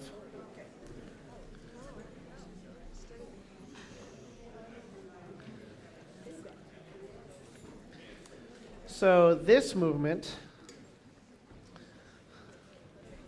as we've mentioned, and Simon mentioned too, Tenea was considered to be one of the most talented contrapuntalists, meaning he was able to write things like fugues and counterpoint really, really well. And this last movement, if you kind of look through it, also has a fugue. And so this fugue goes on for a few pages, and then we have some beautiful writing that ends this entire work. Really fantastic. It ends with this theme sort of taken and as a nice anthem at the end. So what we're going to do is, because I think this is probably the hardest thing that we're going to do this semester, the chanson is coming together nicely, but with some odd little quirks of harmony or some of the writing. It's not as challenging to put together. We're looking for color. For the Tenea, it has language, and then, of course, some of the complexity of these beautiful part writing. So I want to look at this. This is page 27, if you've numbered your pages. And we start with the tenors. And what I want to do is have everybody sing this line with us to get an idea of what the notes sound like. Now, if you're a soprano, right? If you're a soprano, you should be especially attentive to this because you sing exactly the same notes as the tenor do just a little bit later on. Altos and basses were more for structure and for familiarity. But let's read it very slowly on do. Do, do, do, do, do, do. About this 1, 2, do, do, do, do, do, do, do, do, do. Okay, here we go. Okay. 1, 2, 3, 1, 2. Do, do, do, do, do, do. Do, do, do, do, do, do, do, do, do. Do, do, do, do, do, do, do, do. Do, do, do, do, do. Yeah, yeah. It's kind of a weirdly winding line. Let's just sing that again.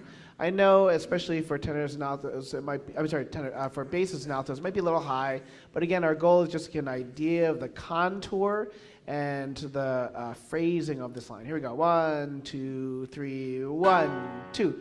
Do, do, do, do, do, do. Breath. Do, do, do, do, do. Do, do, do, do, do, do, do. Do, do, do, do, do. Do, do, do, do, do. Do, do, do, do. Yeah. Now the basses come in after that, and I want everybody to sing the bass version, right? Now, whereas the tenors had a fifth up, this one has a fourth up. So it's slightly different notes, right? 1, 2, 3, 1, 2. Do, do, do, do, do, do. Do, do, do, do, do, do, do, do, do. Do, do, do, do, do, do,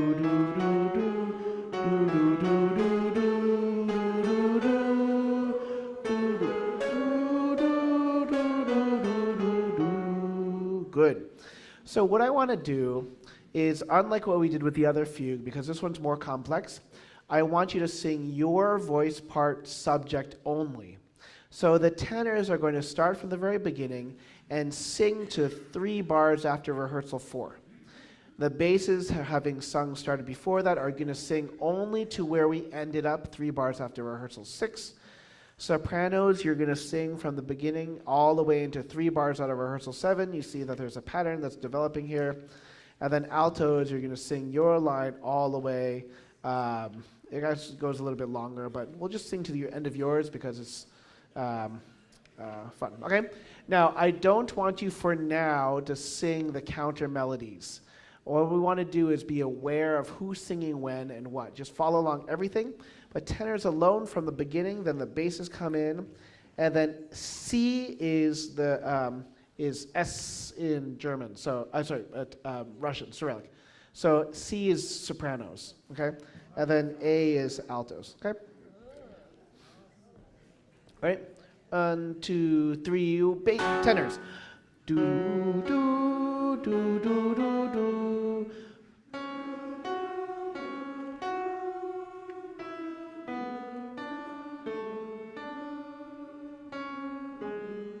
Get ready, basses. 1, 2, basses.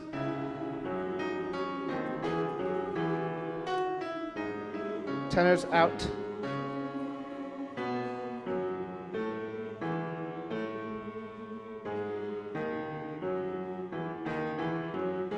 Sopranos. 1, 2.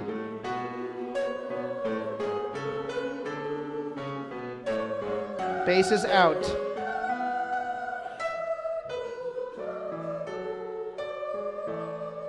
Get ready, altos. Altos, in.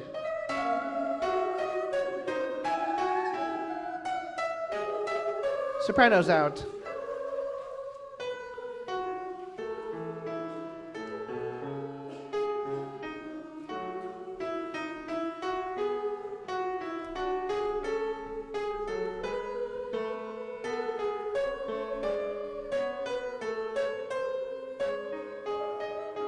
Yeah, so circle that B sharp. It's a little bit out of nowhere, but the harmony makes sense there, okay? Now, this is a great, great line because it sounds like, again, it's not like it's major, minor. It kind of feels a little modal, and it has sort of it feels like a very folk song, like a Russian folk song-like character to it. Now, I want to stumble through and actually sing the other lines too. We're going to do the same exact thing. Do you remember what the word is when all the voice parts have sung the subject of a fugue? It's called the exposition. And exposition means something else in a different type of form. But for a fugue specifically, it's meaning every single voice gets to sing the main theme, the subject, once. And then after that, you get development, you get all these other things. But the goal is that right there is the end of the exposition when the altos are the last voice to sing, okay? Now, what we're going to do is sing that same exact thing again, but this time you get to stumble through all the other voice parts for fun. I mean, all the rest of your notes for fun, okay? So tenors get to sing for a very long time. Okay, here you go. 1, 2, 3, 1. Do, do, do, do, do, do, do, do, do, do.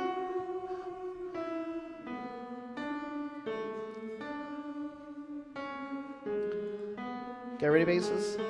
Basses.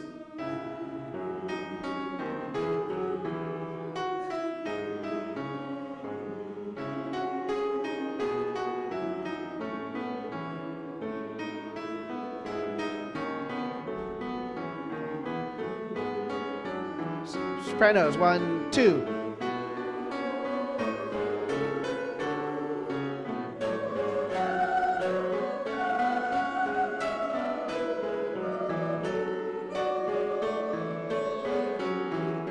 Altos, get ready. 1, 2.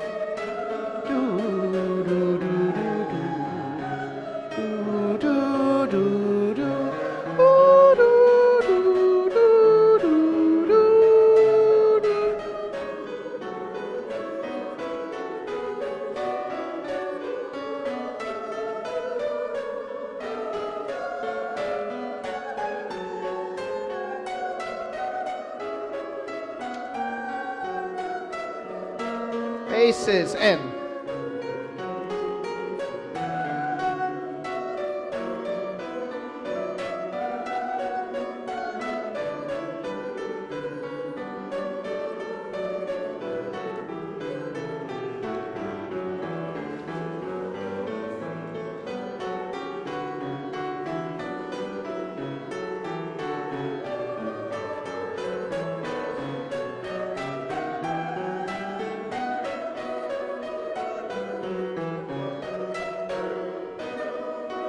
Yeah, crazy, huh?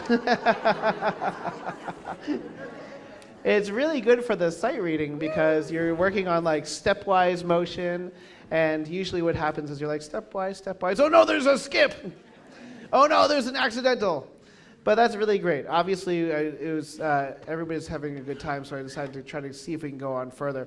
But anytime, for instance, basses at rehearsal 9, when you realize, of course, you have the main theme again, right?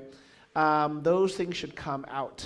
And so, put a little circle next to the fortissimo, or whatnot. You want to make sure that those lines are really there, okay? Now, let's put some just dynamics in, okay? So, tenors, rehearsal 4. Can you mark yours down to like a mezzo piano? Okay? And then you're going to remain there for quite a while. Bass is the same thing for you. When you get to rehearsal 6, can you mark yourselves down to a mezzo piano? Because we want to make sure, even though they will be heard, that the sopranos come in. The same thing for you sopranos at rehearsal 7. So rehearsal 7 should be sort of a little bit softer, so we hear the altos and their entrance. After we get to rehearsal 8, you can widen up a little bit more to mezzo forte, all 4 voice parts. And then just do the dynamics as written. So at rehearsal 9, everybody is actually not in forte, but they're in mezzo forte, but the basses will sing fortissimo. So there should be two dynamics louder than everybody else.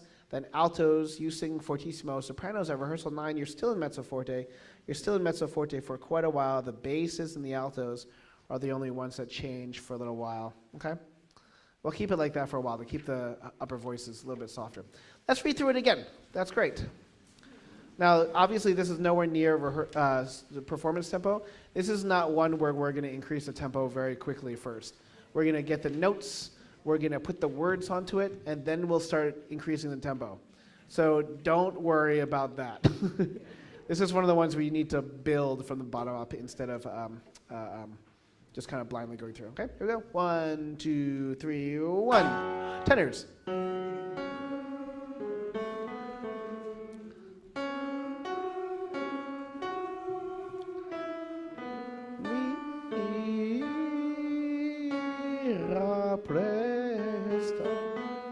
Basses.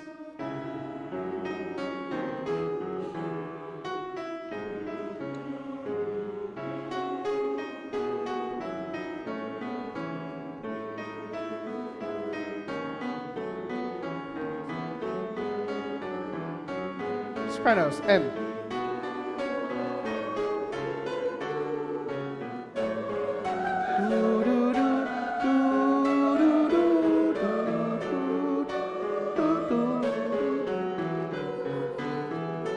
Altos. Do do do do do do do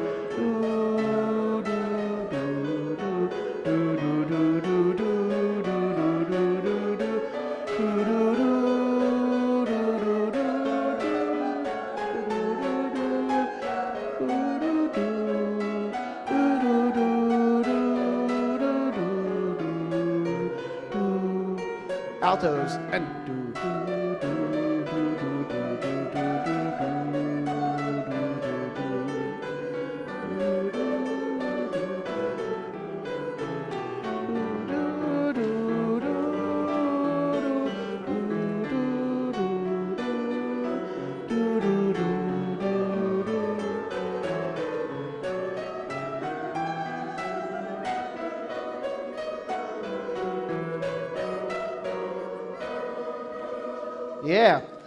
Yeah, good.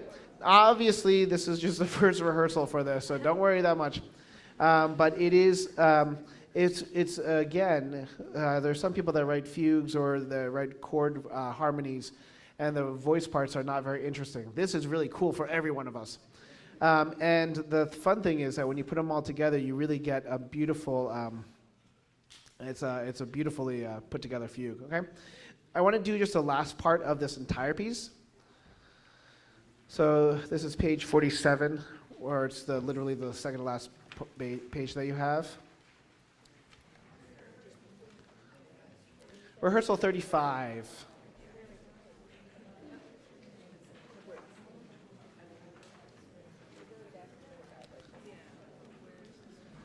Now this piece, which is fantastic and beautiful, ends a cappella. So the orchestra dissipates, and then we sing this nice chorale at the very end. And true to Russian form, and particularly good for our basses, we end on F sharps, low F sharps, which for you guys is not super low.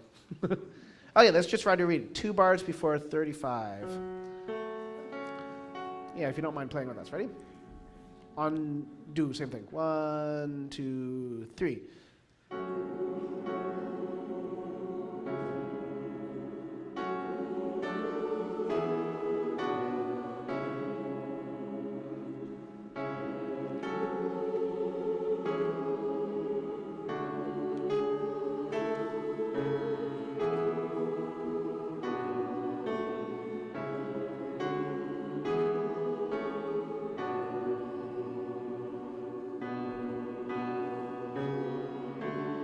And then altos.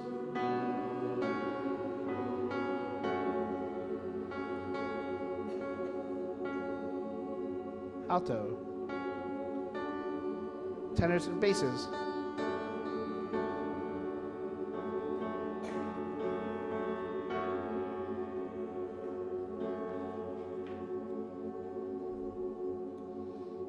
Yeah, it's beautiful, huh?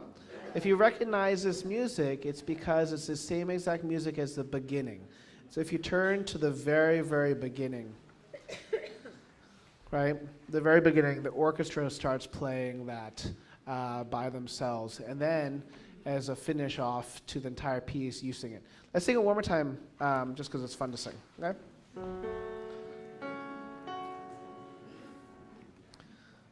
Okay. 1, 2.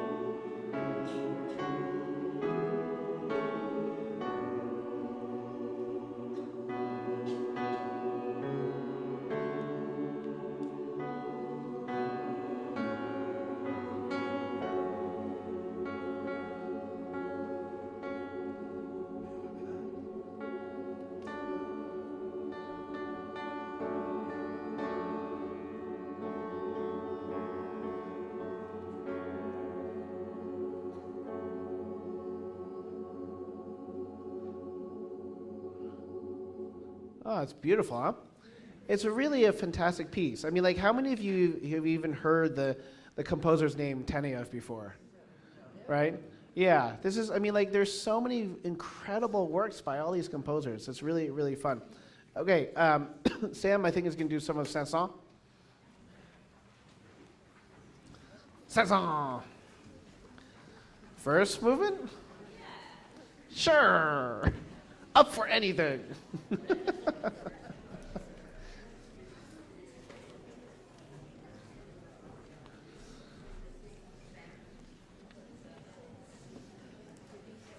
Oh, yeah, I forget. Actually, in French, he would pronounce his name as Saint-Saëns, actually with the S on it.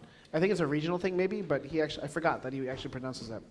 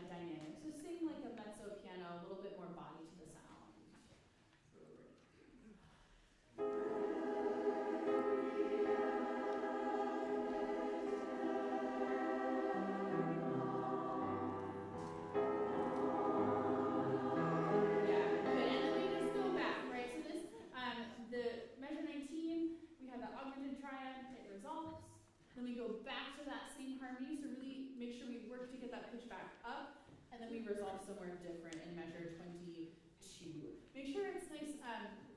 We are just losing our tempo a little bit, so let's try to keep this nice and rhythmic. Can we do it on do? Take the text out for a moment. Here we go. Ready?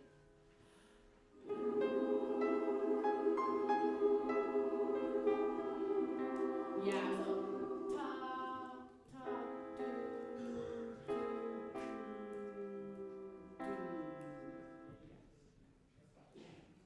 Yeah, I can just play there. Yeah. Here we go. Once again, just on do. Ready.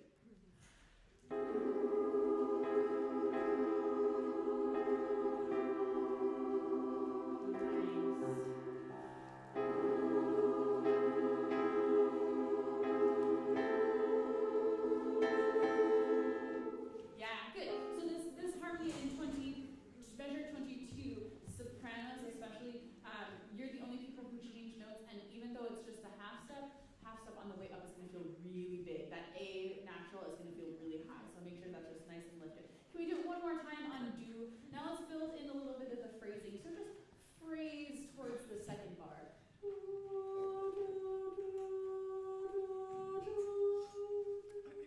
Just nice 2-bar phrases. Here we go. Ready.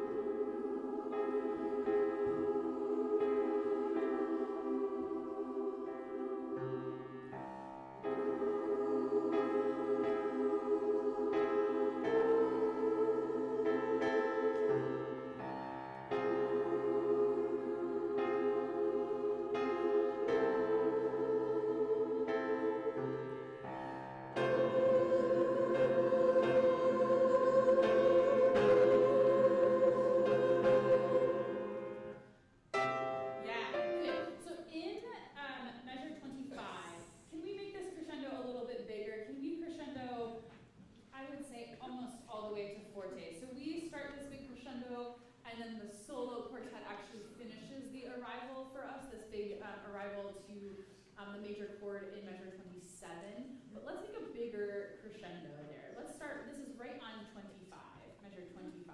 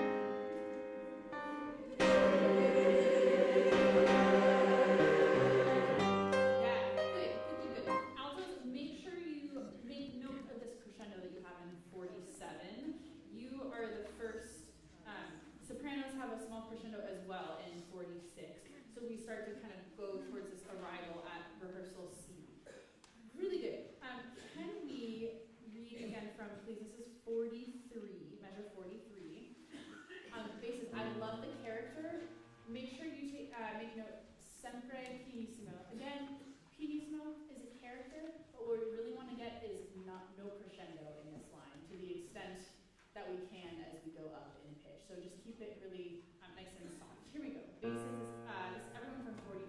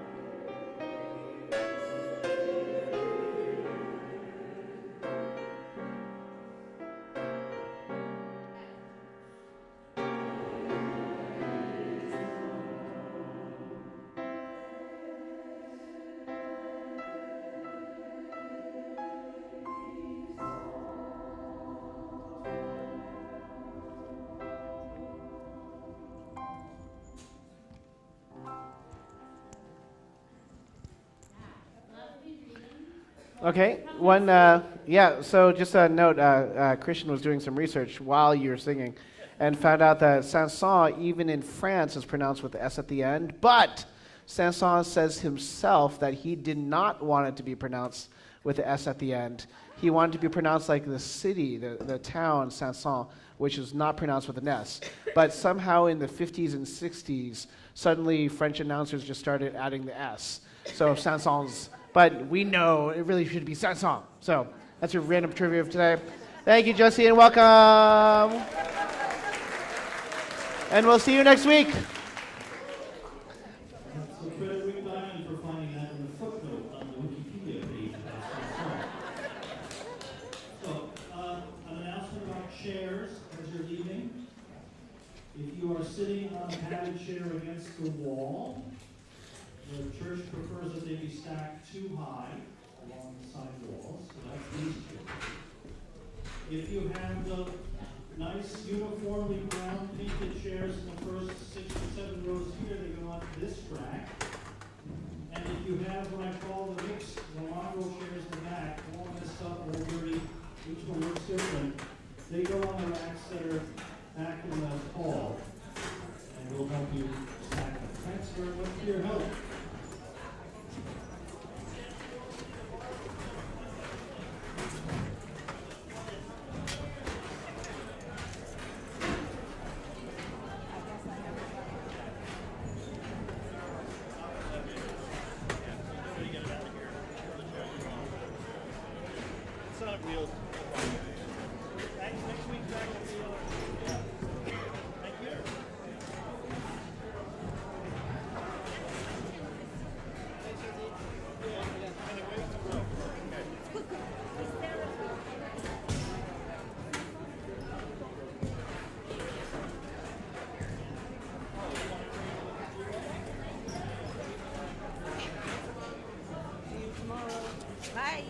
If you turn the chairs upside down, chairs feet up.